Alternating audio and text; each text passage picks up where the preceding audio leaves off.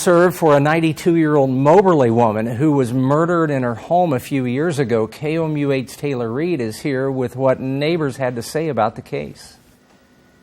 One of the attackers involved in Carmelita Kayser's murder pleaded guilty in court today. He was sentenced to life in prison without parole or probation, and his conviction left some Moberly residents with a sense of closure.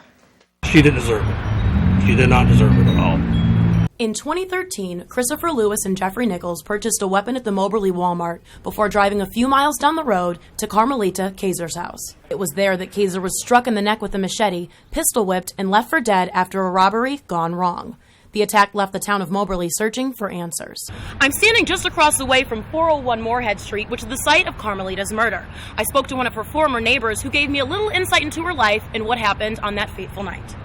John Nichols had been neighbors with Kayser for years and said he noticed something unusual the night of her murder. Kayser was an avid member of Timberlake Christian Church. She and Nichols would often chat about religion and other interests when he went outside to walk his dogs. She always sat at her window at night. She had her light on. She'd sit there and read her Bible. But on this Easter night 3 years ago, Kayser wasn't in her usual spot. It was weird because her car was gone and her light wasn't on. And I was like, well, that's kind of weird. I'd seen her earlier in the day, and I thought, well, maybe she's gone somewhere.